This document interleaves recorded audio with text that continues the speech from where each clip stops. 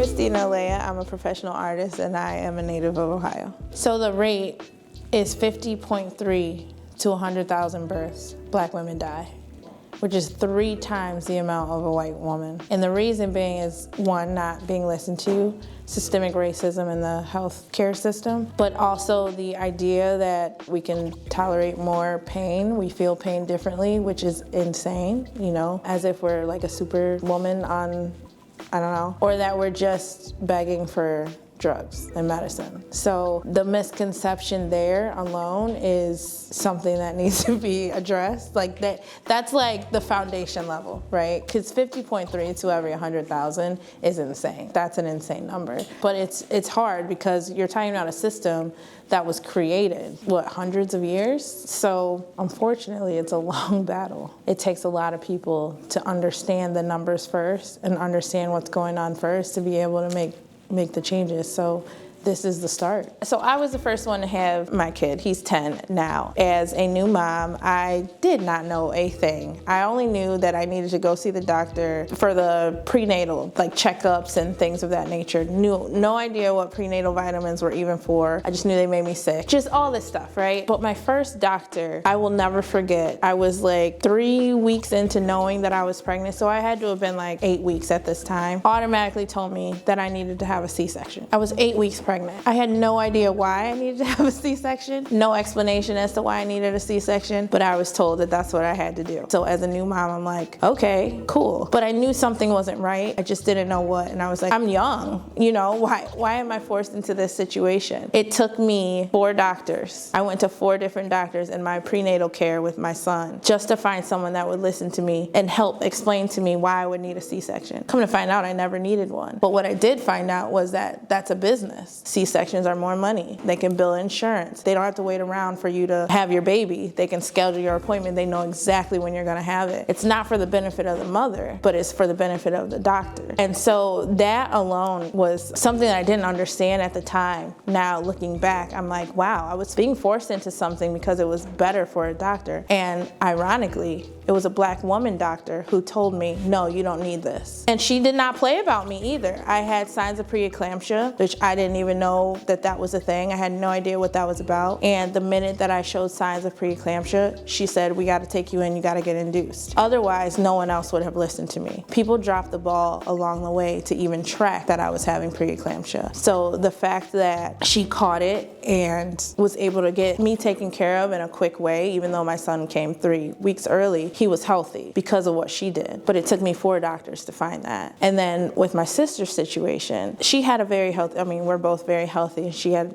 you know, she's an athlete, so she's extremely healthy. And just for some unknown reason, her cervix dilated early, which is common, like not common, but you know, it's just something that happens. It's not based on lack of care or anything of that nature. It's just a phenomenon that happens in pregnancy. However, it was what happened after the fact. The doctors felt that she could hold on to the baby by keeping her upside down in her room for 4 days. They checked on her periodically. However, by the 4th day, she was dying. They were not listening to her. They were not listening to a thing that she said, how she felt, and they were just trying to hold on to the baby and make sure that the baby stayed in as long as possible. 26 weeks can be deadly for a baby. We all know that. But her health was just as important too, and no one was listening. Luckily, both of us are very educated when it comes to the mortality rate and how Black women are treated in the health system. So her partner was very educated and advocated for her. And because of that, he was able to kind of demand almost that they switch things up and get her out of that position. As soon as she was out of that position, her vitals and the baby's vitals dropped drastically, and they took her into emergency C-section. Had he not advocated for her, it would be a very different story, and I don't think either one of them would be here right now. But it took someone advocating for her because they weren't listening. And then with my second baby, I went to a doctor where I was extremely nervous and concerned because my sister's experience. It's just PTSD from, you know, secondhand PTSD from her experience.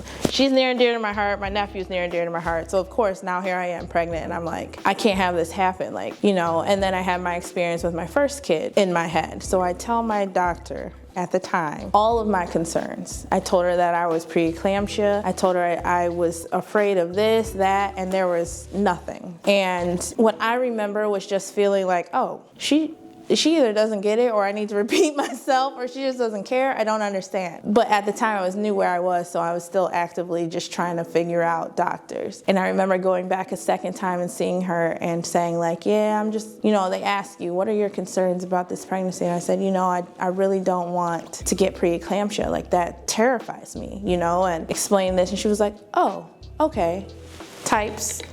And keeps it and moves on. And from that moment, I was like, okay, this doesn't feel right, and I don't know what to do. Like, I don't know what to say. I don't know how to be like, no, hey, woman, I'm trying to tell you, because at this point, she's my care provider for the remainder of my pregnancy. By the grace of God, my sister randomly met a doctor on an airplane on her way from Atlanta. The most ironic encounter ever. And he just happened to be a Black doctor. And she advocated for me, and she said, I just don't want my sister to die. And those words alone are just striking, because you don't think about it at first, but with her experience, that's how powerful it is to her, that she was like, you just told me that you're a doctor in the Cleveland Clinic area, that you're in Ohio. I don't want my sister to die. Can you talk to her? And she set it all up. It took her to really advocate for me and my health to get me to a new doctor also. And I talked to this doctor on the phone for a brief moment, and I told him my concerns, and he immediately was like, well, first of all, you need to take 1 baby aspirin a day to prevent your preeclampsia. Now I'm like, why didn't this doctor tell me this from the very beginning? So from that point forward, I was like, okay, I don't care how far I have to drive for my visits, he's who I'm going to. It wasn't until after I made the switch that I looked at the notes of my previous doctor and